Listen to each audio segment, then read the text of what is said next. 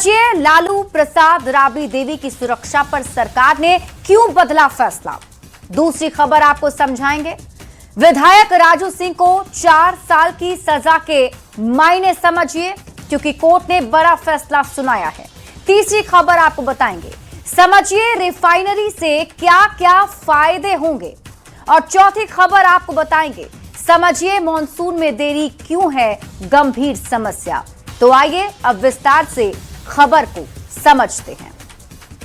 सबसे पहले बात, बिहार सरकार ने लालू प्रसाद और राबड़ी देवी को जेड श्रेणी की सुरक्षा फिर से बहाल कर दी है। 1 महीने पहले ही सुरक्षा में बदलाव के बाद बिहार में जमकर सियासत हुई थी। अब जब सरकार ने फैसला बदला तो लालू प्रसाद कह रहे हैं कि सरकार बैकफुट पर आ गई है। ये रिपोर्ट देखिए, फिर खबर तो समझिए।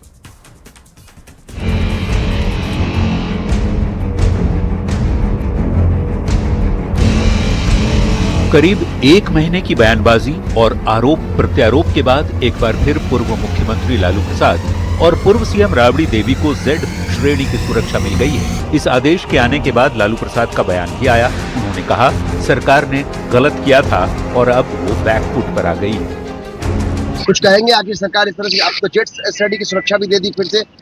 क्या बैकफुट पर है सरकार? बैकफुट पर है। क्या लगता है उन्होंने गलती कर दिया है आप लोगों के साथ? बहुत किया है। चलिए।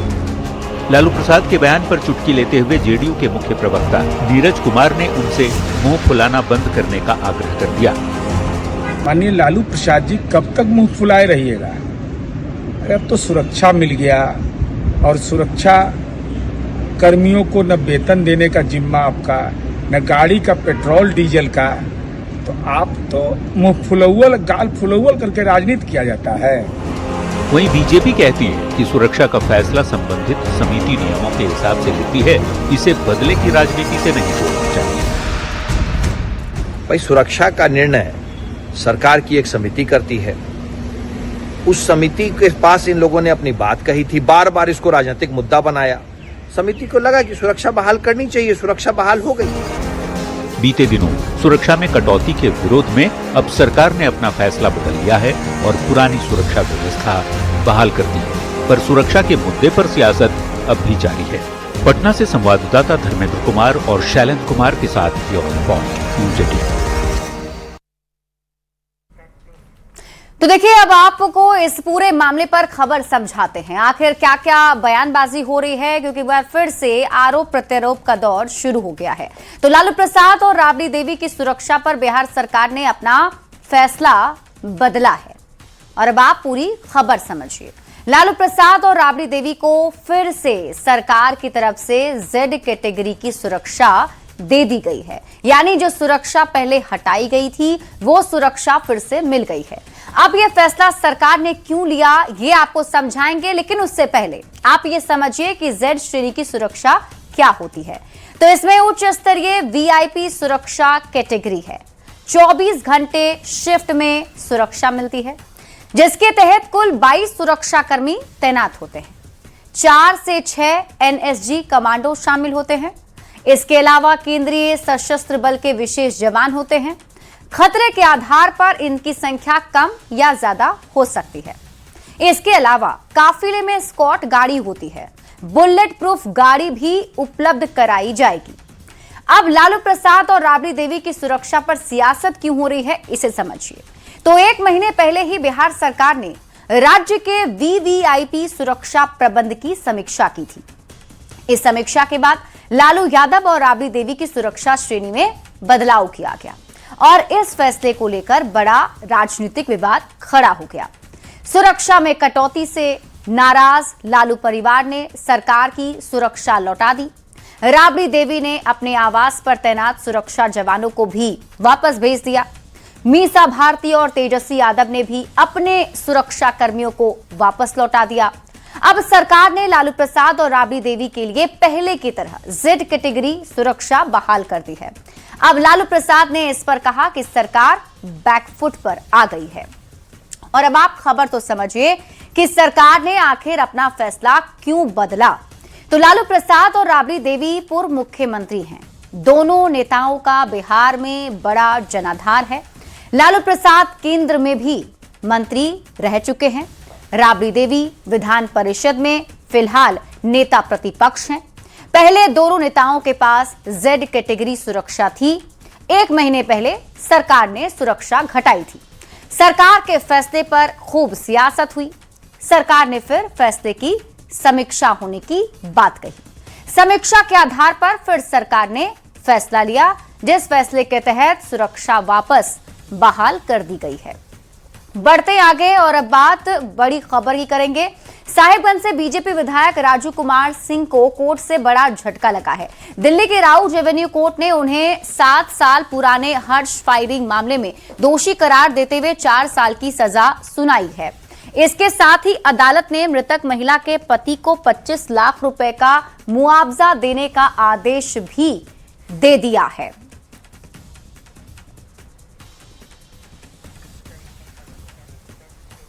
और अब आप पूरी खबर समझिए।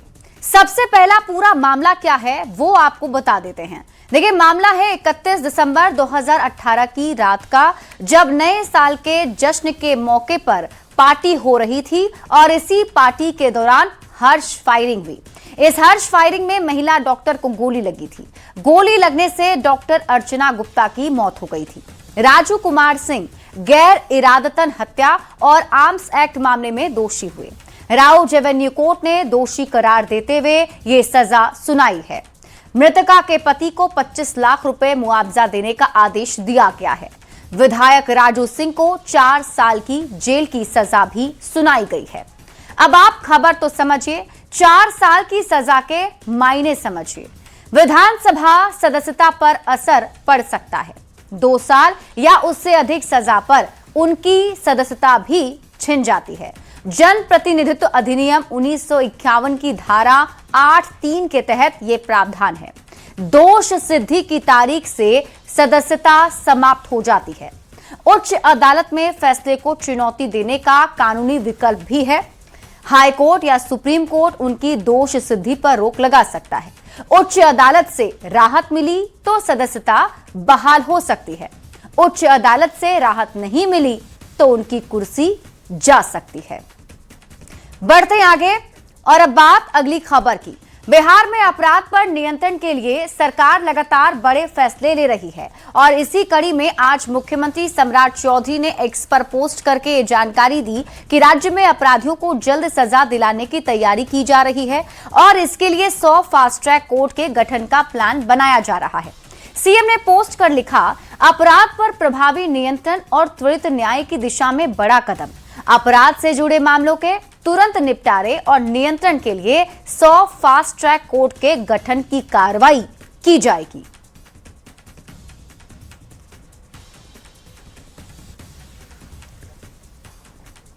और अब आप पूरी खबर समझिए। सम्राट चौधरी के फैसले को समझने के लिए आपको थोड़ा पीछे लेकर चलते हैं। आपको याद होगा कि जब 2005 में नीतीश कुमार मुख्यमंत्री बने तो उन्होंने भी ऐसा ही फैसला लिया था। फास्ट ट्रैक कोर्ट बनाकर अपराधियों को सजा दिलाई गई थी। लगातार ट्रायल के बाद अपराधी जेल में डाले गए थे और तब नीतीश कुमार को सुशासन बाबू का तमगा मिला। अब सम्राट चौधरी भी नीतीश कुमार के मॉडल पर काम कर रहे हैं। समझने वाली बात यह भी है कि 2025 के चुनावी एजेंडे में भी अपराध नियंत्रण शामिल था। फिलहाल सीएम सम्राट चौधरी खुद गृह मंत्री भी हैं।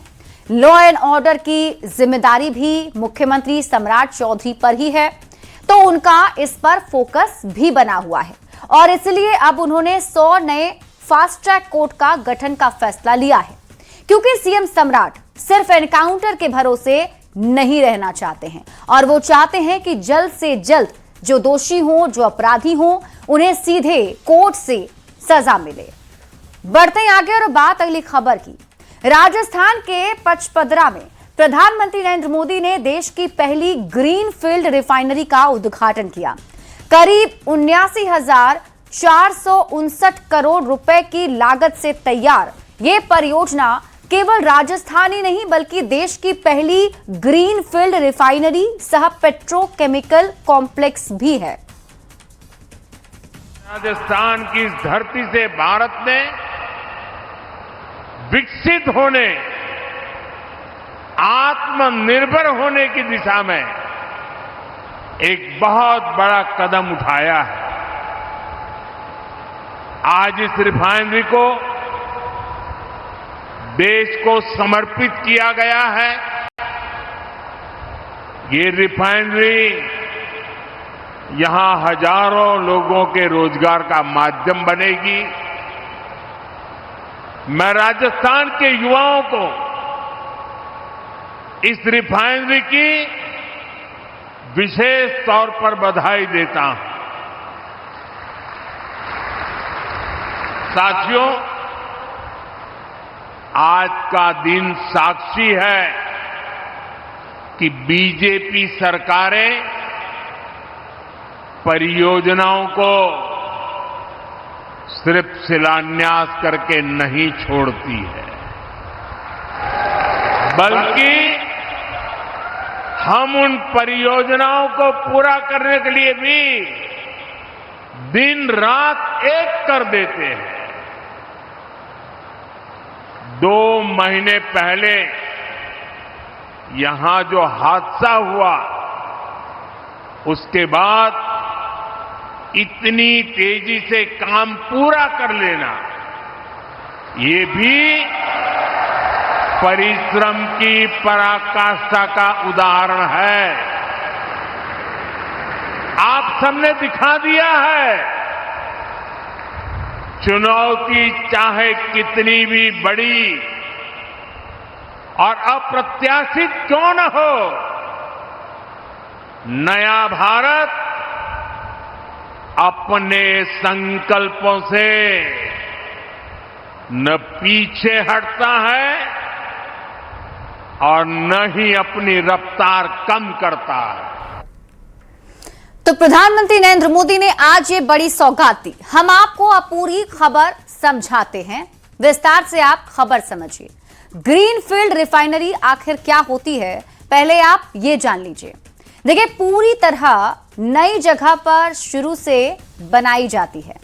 नवीनतम तकनीक और उच्च दक्षता वाले उपकरण इसमें होते हैं। पचपदरा परियोजना भी इसी तरह विकसित कर दी गई है। अब नई ग्रीनफील्ड रिफाइनरी की प्रमुख विशेषताएं क्या हैं, वो भी जान लीजिए, यानी खास बात इसमें क्या है। तो रिफाइनरी लगभग 4,400 एकड़ क्षेत्र में फैली हुई है। परिसर करीब 32 किलोमीटर की दूरी तक फैला हुआ है। रिफाइनरी की कच्चा तेल प्रोसेसिंग क्षमता 90 लाख मीट्रिक टन प्रति वर्ष है। कुल 13 प्रसंस्करण इकाई, 9 रिफाइनरी और 4 पेट्रोकेमिकल इकाई है। फायर सेफ्टी के लिए परिसर में 3 फायर स्टेशन भी बनाए गए हैं। अब आप समझिए कि रिफाइनरी में प्रोसेसिंग के लिए कच्चा तेल कहां से आएगा। तो रिफाइनरी को हर साल 90 लाख मीट्रिक टन कच्चे तेल की जरूरत होगी। करीब 15 लाख टन कच्चा तेल राजस्थान के मंगला टर्मिनल से आएगा। 75 लाख टन कच्चा तेल जो है वो गुजरात के मुंद्रा पोर्ट के जरिए आयात होगा। मुंद्रा से पचपदरा तक कच्चा तेल समर्पित पाइपलाइन नेटवर्क के जरिए आएगा। मुंद्रा से पचपदरा तक विशेष हीटिंग पाइपलाइन बिछाई गई है। जगह जगह पर हीटिंग स्टेशन और थर्मल इंसुलेशन भी लगाया गया है। विशेष हीटिंग पाइपलाइन में तेल का तापमान बना रहेगा।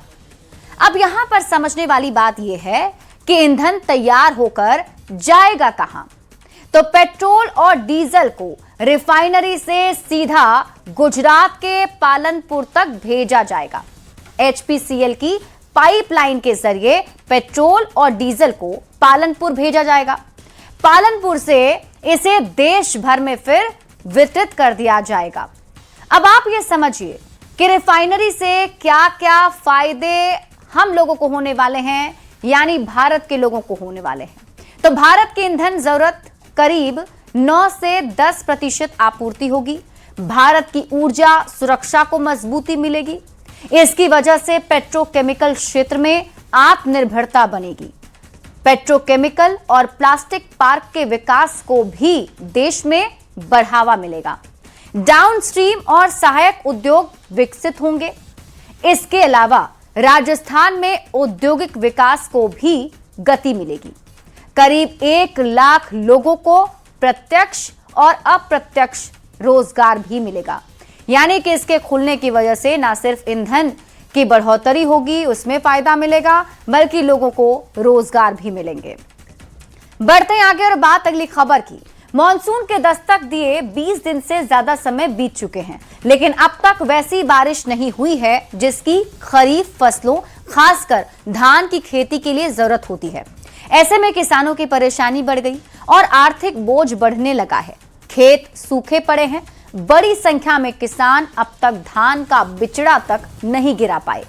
किसानों को डर है कि समय पर रोपाई नहीं हुई तो उत्पादन प्रभावित होगा और आने वाले दिनों में आर्थिक परेशानी के साथ खाद्यान्न संकट की स्थिति भी पैदा हो सकती है।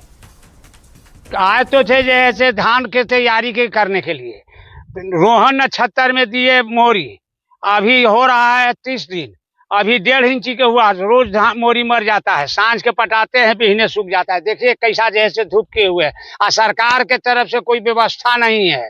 बिजली देता है तो 3 घंटा रात में तो 2 घंटा दिन में, तो मोरियो नहीं बच पा रहा है। मौसम की बेरुखी, कड़कती धूप,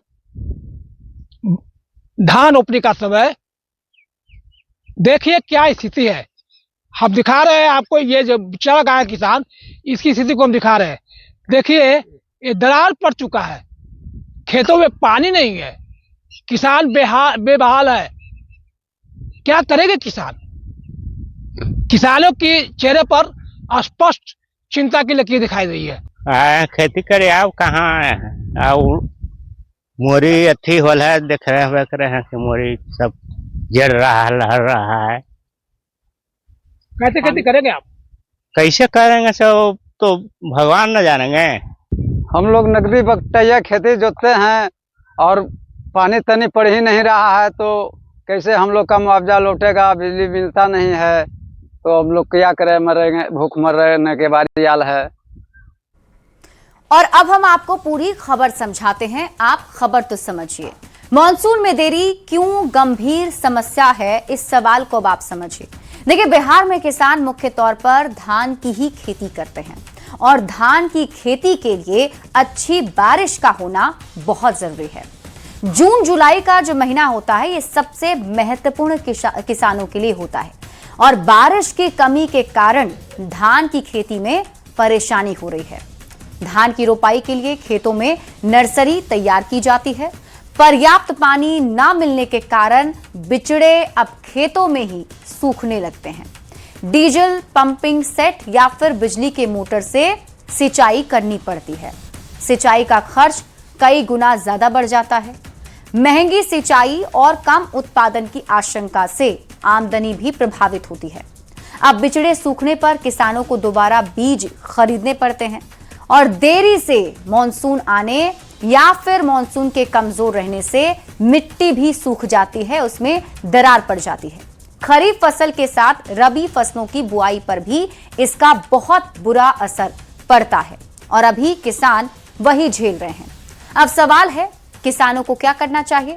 तो अगर आप किसान हैं, खेती करते हैं, तो ऐसे मौसम में आप कम पानी में उगने वाले फसलों की खेती करें। अब सबसे बड़ा सवाल यह है कि आखिर किन फसलों की खेती किसान कर सकते हैं? तो अगर आप कम पानी में खेती करना चाहते हैं तो इसमें अरहर, मूंग, उड़द, सोयाबीन, मूंगफली, तिल या फिर राम तिल की खेती की जा सकती है। अब यह भी सवाल है कि कैसी जमीन पर यह खेती होगी। तो आपको बता दें, ऐसी जगह पर जहां बारिश अधिक होने पर पानी ना रुके। अरहर की फसल को खेत की मेढ़ों पर भी आप लगा सकते हैं। मूंग, उड़द, सोयाबीन और मूंगफली को मिट्टी में लगाएं और तिल, राम तिल पानी नहीं रुकने वाली जगह पर लगाएं। यानी अगर आप ऐसे उपाय करते हैं तो आप धान के अलावा कुछ और फसलों को भी उगा सकते हैं और आपकी आमदनी बनी रहती है। बढ़ते आगे और बात अगली खबर की। जमशेदपुर के पोटका में ब्रेन मलेरिया का कहर देखने को मिल रहा है। जिले में अब तक 5 लोगों की मौत हो गई है। 1250 लोगों की जांच के बाद 70 नए संक्रमित भी पाए गए हैं। इलाके में दवा का छिड़काव किया जा रहा है, लोगों की जांच की जा रही है और स्वास्थ्य विभाग की टीम लगातार क्षेत्र में स्कैनिंग कर रही है। लोगों को दवा उपलब्ध कराई जा रही है। संक्रमित लोगों का एमजीएम और सदर अस्पताल में इलाज भी जारी है।